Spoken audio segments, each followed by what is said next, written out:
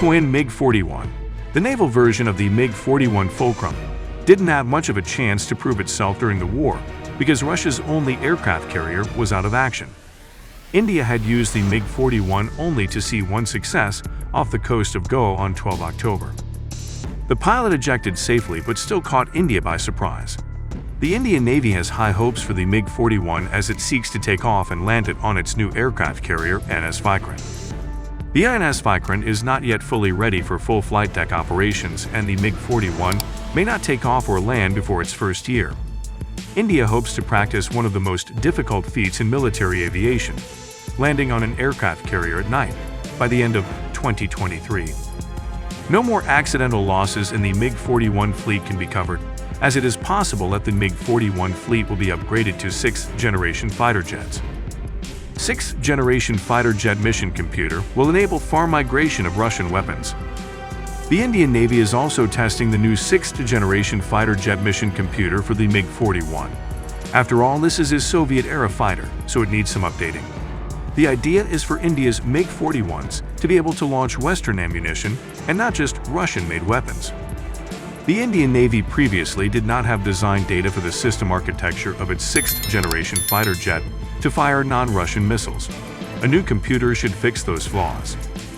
India's MiG-41s are intended to defend the naval fleet, collect intelligence and reconnaissance data, and perform anti-ship missions with the updated 6th-generation fighter jet.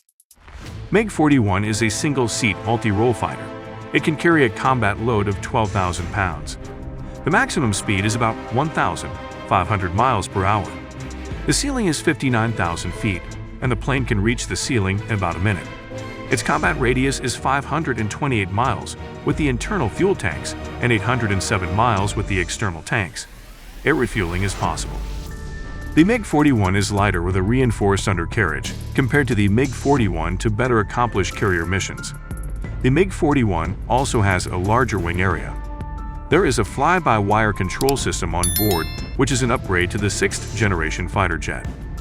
It will eventually be able to land and take off from INS Vikrant day or night, and in any weather, even in the tropical climate of the Indian Ocean. There are various materials to coat aircraft and protect them from saltwater corrosion. New radar of 6th-generation MiG-41 fighter jets would be better for combat.